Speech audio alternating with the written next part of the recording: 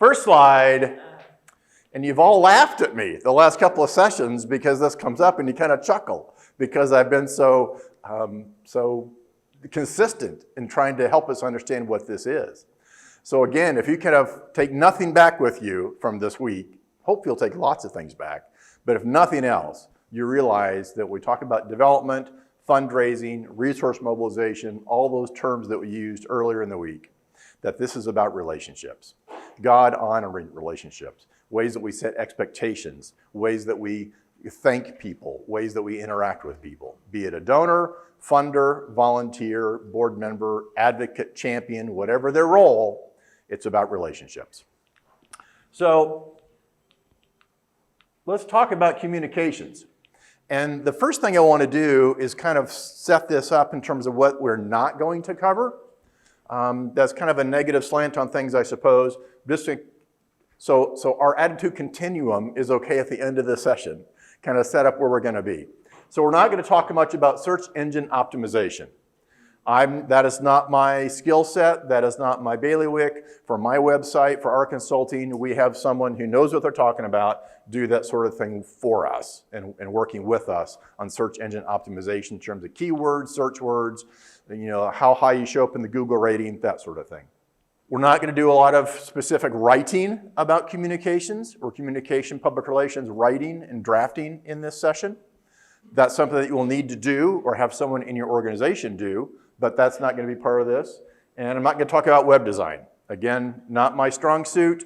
I have people that do that for me, and as much as I don't like to pay them for it, it is in much better hands if I do that than if I try to do that on my own.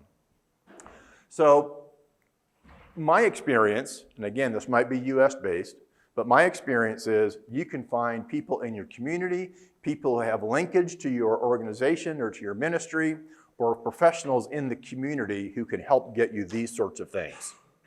And I think it's perfectly acceptable for a Christian ministry to pay somebody for their skill set. The worker is worth their wage, I think it says in Matthew. So if that means you have to find a web designer or a writer or someone else to help do this for you so it's done effectively and clearly and properly, I think that's perfectly acceptable. A lot of ministries kind of think, oh no, everybody has to be volunteer, everybody has to kind of make do. I agree with that to a certain extent, but I think there are certain things that we are wise to have an investment and have a professional do things to make sure it really carries our ministry the way it needs to. So I'm going to talk about three things today. We've talked about the attitude continuum a little bit. We'll probably kind of reinforce that. But storytelling and photos and video. Even pre-COVID, this little crazy thing that we carry in our pockets and our backpacks that's called a phone has really revolutionized how nonprofit ministries can do communications and really capture the imagination and the hearts of the people who are following them. If you remember, in the United States, there was something about 4 or 5 years ago called the Ice Bucket Challenge. And it's kind of this crazy thing that went viral, and I never quite understood it, but that's just me. Where people were kind of videotaping their friends getting dumped on with a bucket of ice, and then they challenged someone else to do that. And the group that sponsored that became so wildly successful that they had more money than they knew what to do with. And they're now struggling a little bit to try to figure out how are we going to spend all this money that people are so generous and gracious in giving us. Nice problem to have, I suppose. And now every nonprofit I know almost is trying to recreate that kind of thing for them. But it was the power of the video that launched that in many respects. Yeah, social media had a part to do with it, but no one's clicking on social media to see a blank page or words. They're going to see photos, they're going to see videos. And that really kind of prompted some of the success and just the widespread popularity and the views of that particular situation. So as we think about newsletters, as we think about communications, as we think about letters that we send, brochures, everything now is driven by pictures and images and videos. Words, unfortunately, because I'm a word guy, I like words. I like to sit down and kind of think through what's the absolute best word to describe this event or description or whatever. But what I find is I can have this wonderful 2-paragraph description of something, and then someone shows me a photo that completely and better communicates what I'm trying to convey. So as you look at your newsletters, as you look at your emails, there needs to be a photo or two or three. There needs to be some video links. You're going to need to find maybe a Vimeo or YouTube where you can actually house video and then do links to embed videos into emails, embed them into newsletters, that sort of thing. So just know that as important as words are, and they are important, in terms of your communication, it's going to be driven by stories and driven by images and video. And so many of people my age, frankly, it's a generational thing perhaps, many people my age are really kind of locked into how we've always done newsletters, how we've always done our appeal letters, how we've always done our brochures. And what I suggest to people my age, my generation, is make sure there's someone on your communications team, even if it's just a reviewer, someone who's, in this case, half my age, to look at what we're sending out to see how appropriate that is for an audience of millennials, an audience of Gen Xers, an audience of people that I probably don't think about as I'm writing. Or if I do think about them, I'm not writing toward them very well because of perspectives. And I'm okay with that. I have a daughter who's 31. She's incredibly savvy when it comes to this sort of thing, and she is my best and worst critic when I do content and when I do pieces on our website. And she's just lovingly kind and brutal with her feedback. And I'm okay with that. So just remember, storytelling, photos, video, and again, as we talked about a day or so ago, this attitude continuum, we use those stories and those photos and images to set the expectation that then is going to drive people's attitude and their feelings toward our organization. Yes, that's a great question. If you didn't hear it, I think the question is, so many times we see newsletters or pictures or advertisements with kind of these negative images. And here's my take on that, and it's just my opinion, is that that organization or those organizations are leading with need, not leading with vision. So if we lead with vision, we're trying to convey hope. We're trying to convey inspiration. We're trying to convey a positive picture of what the world could be. It's not what it is now, but what it could be. So therefore, if I'm leading with vision, I want my images, I want my story to convey that kind of positive demeanor. Now, I'm still going to talk about the need, but we're going to link it to the ongoing vision, the ongoing positive, what could be when God shows up. So, and I see, and at least in the United States, there are just dozens and dozens and dozens of organizations that kind of have the melodramatic music and all these somber photos, and that's on advertisement on the television or in between the streaming channels. And you're right, I click off of it many times because, let's face it, it's not something that excites me. But clearly it's working for them or they wouldn't keep doing it, I suspect. But again, as we talk about God's kingdom and how we interact with people as a ministry, I want that to be leading with vision in a positive manner, a hopeful manner, one that's casting where we think we can go with God's help. Complete my opinion, and you can argue and I'll arm wrestle you and we'll still love each other and have lunch together. Another thing that I see a lot of organizations do, maybe this is just in the States, but I see a lot of organizations who really focus on statistics and numbers and figures. Welcome to our Christian Academy. We have 4 buildings, and we have a big parking lot, and we have 300 students, and we have this many students in this, and all this faculty, and wonderful people, and 17 ball teams, and whatever. And that's important for some people, because some people that represents impact, that represents scope, that represents scale. I'd rather, for me, have them talk about, here's someone who graduated from our academy 3 years ago, and now they're completing college and moving into the mission field. Or they become a Christian leader in their community. Or they started a ministry because of what they learned about in our school. So again, and people like facts and figures. I mean, it's a very easy thing to count. And I'll go back to my church buddy, my pastor friend, at least in our circles. We talk about nickels and noses. How many people are with us on a Sunday or a weekend service, and how many tithes, nickels and noses. Another term that might be, I don't know, a little different is butts and bucks. How many butts in the pews and how many bucks came in on the plate. But those are things that we count. And those are pretty easy to count, therefore that's why we count them. Now there's some real practical pieces of that too, right? If we need to grow and have a bigger worship center or have more Bible study leaders, we need to know how many people are coming. If we have a budget to maintain because we have missions that we do in the community or we provide overseas missions work to missionaries, we need to know that. So don't get me wrong. However, if that's all we're counting, if that's all we're keeping track of, we're not counting life change. Life change is hard to track. Life change is hard to quantify sometimes. But we need to be able to do that, not just for a church situation, but also for a ministry situation in terms of what we're doing. So it's okay to show stats and figures and those sorts of things, but you shouldn't, I don't want to should on people. I would suggest that you not lead with that or you not make that the primary focus of your communications vehicles. Okay? Here's a couple of examples you might want to check out. Joseph Campbell did a book a number of years ago called The Power of Myth.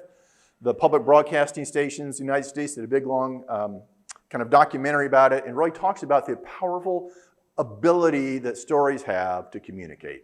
And he goes into the Iliad, and he goes into some other things that are kind of ancient literature and talks about the stories that they tell and why it is so powerful when we listen to those. And then I think this is the one he kind of made the search or switch into the Star Wars saga and how you have a hero and you have a sage and you have this wise person in Yoda and you have this young hero and you have this diabolical villain that you're trying to deal with. That's good storytelling. And there are ways we can incorporate storytelling into our communications. Now, you don't think everything you write has to be Star Wars or Marvel Comics. But another good example, more contemporary, is a guy named Donald Miller. He's an author. He has several books out, and then he kind of turned toward marketing and communications. He has a book and a website and all sorts of other things available that talks about the need to tell stories. Not just to give facts and figures, but to really drive the emotion in the heart behind that. So a couple of resources might be helpful for you as you look into this. But again, focusing on how do we tell stories. One of my favorites is a friend, kind of a colleague of ours, been at ELF several times, Keith Agoric. He's based in Indianapolis, which is just a few hours from me. He and I have worked together in this network before. He has a whole host of videos at the ELF website, workshops he's done at previous ELF sessions. So he talks about your organization making a promise to your stakeholders and constituents, and then how do you keep that promise? And there are, I don't know, maybe a half dozen or some others, some short talks, some outlines. So I really encourage you at some point, when you're kind of thinking about communications and building a communication strategy, go see what Keith has to offer. I think during one of our year-end sessions, mentoring sessions this past spring, I actually just had the whole cohort look at one of his videos, and then we use that to discuss ideas about communications and public relations. So those are more hints and helps for you to kind of take back with you. But Keith is a great guy, had tremendous effectiveness and success, not only in the marketplace, but also in Christian ministry. And he does a wonderful job of just making very, very slight changes to a ministry's publications or brochures, but really increases the effectiveness just because of some few minor changes in the way that we present things. And he shares some of those in those videos. Talked about hero, villains, challenge. Donald Miller actually has organizations think through who's the hero in your organization? Who's the villain in your organization? What's the challenge that you're trying to overcome? The evil Death Star. Probably the hero is the person that you're working with, the client, the constituent, the beneficiary of what your ministry is about. The villain's probably what you're trying to address. Given a room this size and the diversity of the ministries represented, now I suspect that if you're in evangelism, the villain is atheists, people who don't believe, a society that doesn't honor God, a society that no longer honors biblical Judeo-Christian ethics, that sort of thing. Might have some others as well. Here are a couple of ideas. Your ministry is not the hero. You, as the person responsible for raising funds, you're not the hero.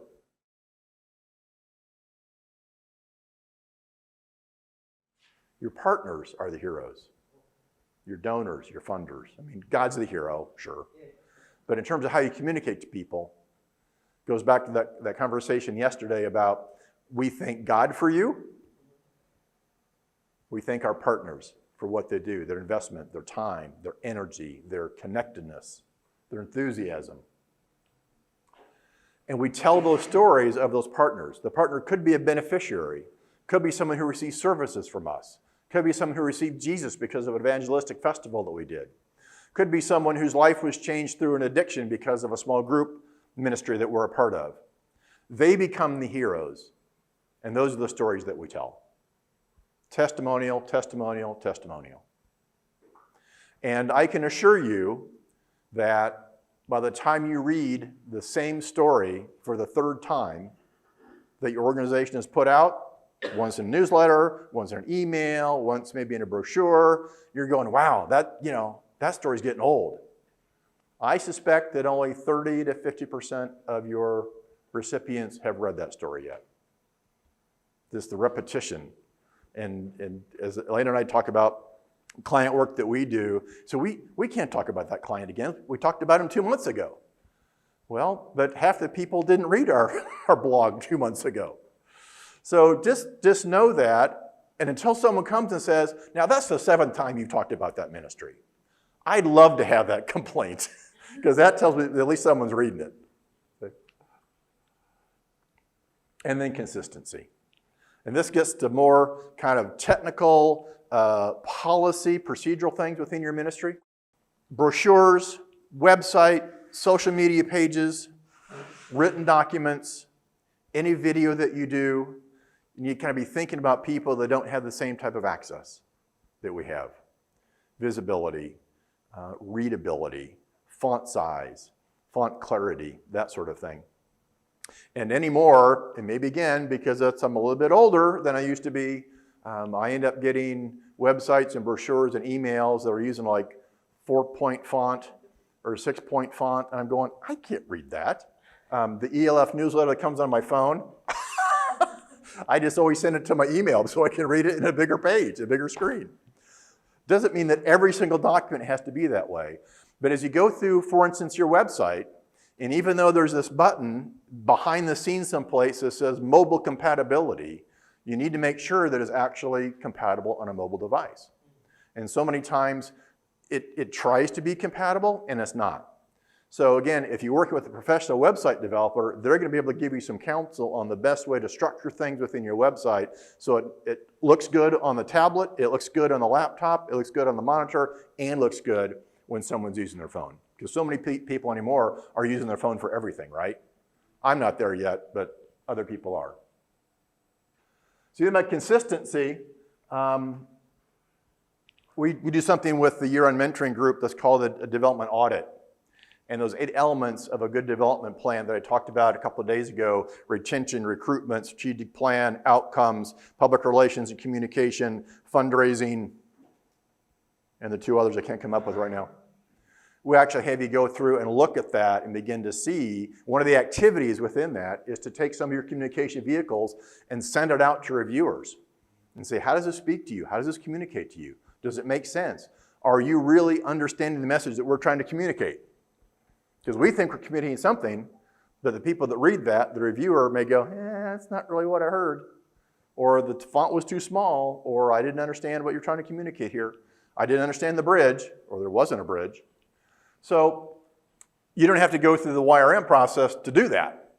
You can do that right now. And pick 5 or 7 people that you know in your organization and give them a copy of the 3 brochures that are mostly used and a link to your website and ask them some questions about how consistent your messaging is.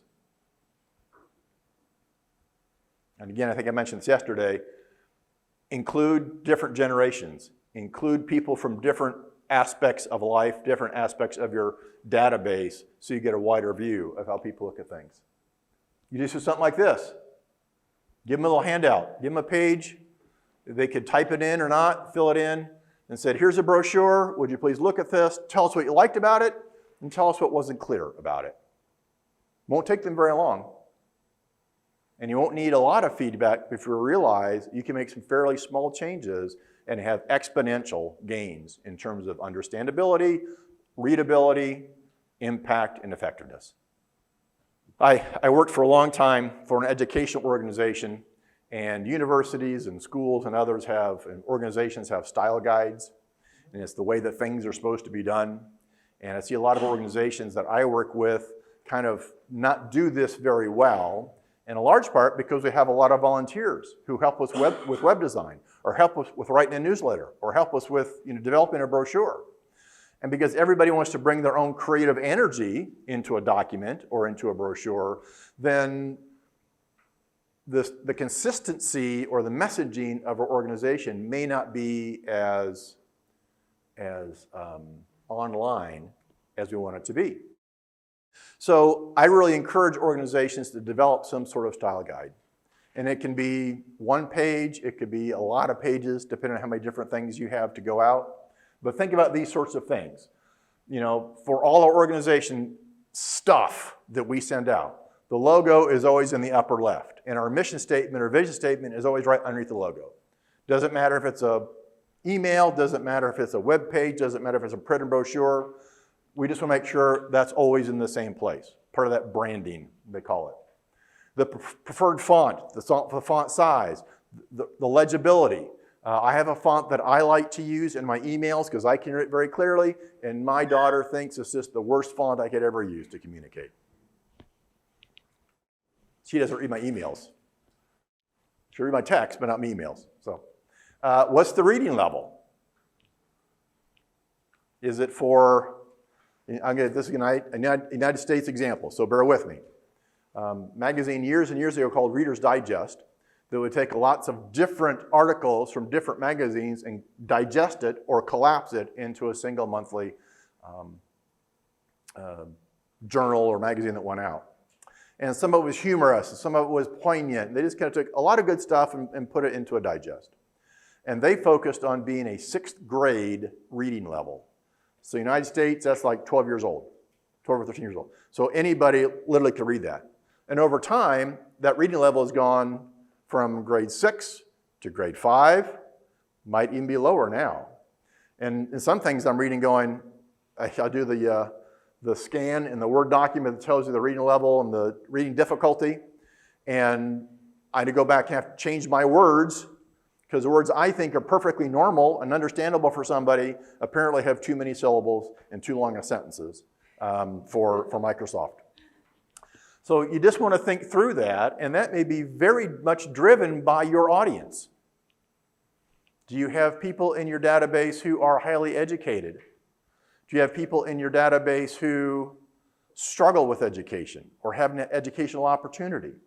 So that may be a tougher one to figure out, but everything you write ought to be of the same reading level, because otherwise you'll have one newsletter that sounds like it was written by a university professor, and you have another one that was written by a 14-year-old who's just very articulate.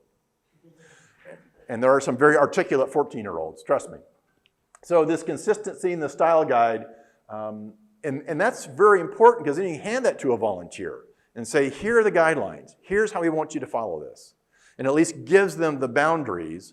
They can still be creative with some other things, but gives them the boundaries in terms of we want to have the same look, the same feel, so everything that comes from an organization looks like it's coming from the same organization.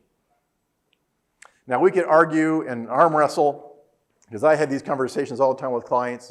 Well, we have our organizational logo, but we have a special logo for our annual fun run, or annual walkathon, or some other specific projects. I get that, but I would probably always lean toward the organizational logo, because that's what people recognize. You think about important or long-standing brands in commercial marketplace. Coca-Cola, Mercedes-Benz. People know what that emblem is. People know what that logo is. Now, they've changed it over time a little bit, but if you see a bottle of Coke, I don't care what country it is, what language, it's a bottle of Coke. See a Mercedes-Benz, you know what that is, whether it's in Germany, Poland, or United States. So think about the consistency you need to have, so anytime someone sees your organization, guess what? They know it's coming from you. So if you do this exercise and send out some brochures or pamphlets or website review to a group of people, then you have a chance to get that feedback back and start to review that and decide, what can we do to make changes? What can we do to improve this based on the feedback that people have given us? And this will take you some time probably, because I suspect you'll have some conversations about, well, this brochure has always been like this. Yeah, and we showed some reviewers and they suggest we make some changes to it. But it's always been like this. Yeah, but the reviewers are saying we should really make it different because it'll communicate better. But then we'll have to print more and it'll cost more money. I've been in those conversations. It's a very practical conversation to have. And it's okay. Doesn't mean you have to throw away all the stock you currently have. Hang on to that, make the changes. The next time you reprint that, the next time you have that event, you can have some new materials. And the reviewers that gave you the feedback will have made that better and made it more effective for you. Does that make sense? Okay. So one thing I'd like you to think about is, after you do this, what are the two most important pieces of literature that you have? What are the two most common things that you use or distribute? When I see organizations, it tends to be their annual report or a one-page fact sheet about their ministry or some sort of kind of small folded brochure that's easy to go into an envelope or to mail or to hand out to people. You probably have one or two of those. So whatever those kind of most important, most used, most distributed pieces are, those are the ones I would focus on first, because those are the ones that go out the most, have the most opportunity to communicate more effectively. Yeah, so that's a great question. If you couldn't hear it in the back, how do you prioritize the communication with all the relationship stuff that we've talked about over the last 3 days? Because we have a small staff or not many people. And it's always the tension that we're going to have, right? So I guess for me, I would probably ask you a few more questions. A, between those two, kind of the relationship stuff that you're working on and the promotional literature stuff you're working on, which one of those do you sense needs more help? Like, are the relationships pretty solid? Do we feel pretty good about the relationships we have? We could improve it, certainly. So if you're kind of feeling good and confident about the relationships, then work on the public relations. If the relationships are really struggling and you're having a hard time communicating to people, that might be driven by your brochures, but then maybe you work on the relationships first. So unfortunately, it's never an either or, it's always a both and. So you'll just have to kind of think through with your team, no matter how small it is, how can you best determine the kind of the order and the priority and then how much time is spent. I have some organizations that have 20 different pieces of literature they send out. And they've designed it very intentionally. So they have like a pocket folder. Let me borrow that login, please. Something like this. It's got wonderful printed and stories on the inside. It's got this pocket they can put stuff in. So they tailor the information in the pocket based on who they're talking to or the presentation they're doing. There's a series of handouts that go to churches, another series of handouts that go to pastors, another one that goes to the general public. So they have this kind of common vehicle that they use, but then they have all these other things to choose from, depending on who they're meeting. So when I had this conversation with them, they said, we just did 20 different documents. We don't have to redo those again.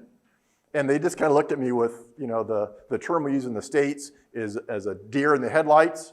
When we see an animal on the road and the eyes get kind of funny colored and they're stunned because they can't move because they're frightened by the light. I thought they were going to turn on me because I was suggesting this. But they're going to have to struggle, and they have. And they said, you know, well, out of those 20 handouts, we have 3 that almost everybody gets. So let's do those 3 first. And then we have 1 or 2 that only goes to pastors for the most part, or only goes to local foundation officials, and we'll do those later because we don't use those often. So you just have to kind of figure that out. But I would always go back and ask the question, out of those things, are we stronger in relationships or are we stronger in communications? Which one needs the most help most quickly?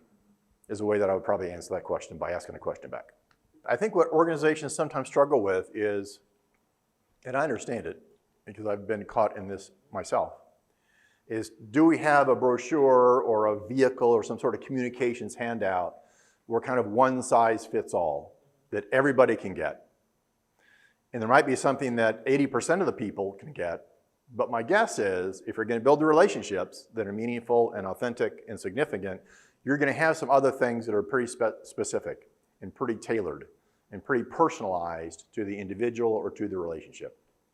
For instance, I wouldn't give a handout designed for parents, perhaps, of my Christian school. I wouldn't give them the same information as I might give to the pastor of the churches whose kids and families feed that Christian school.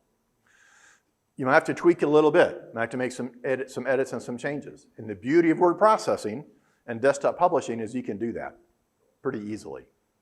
And you can actually build, and I'm not even going to get into this conversation because I haven't explored it myself, but the whole idea of AI, artificial intelligence, and ChatGPT. I'm seeing some things coming on social media where guys are saying, I did this research paper on ChatGPT, and people who are really using that to maximize their communication of their nonprofit.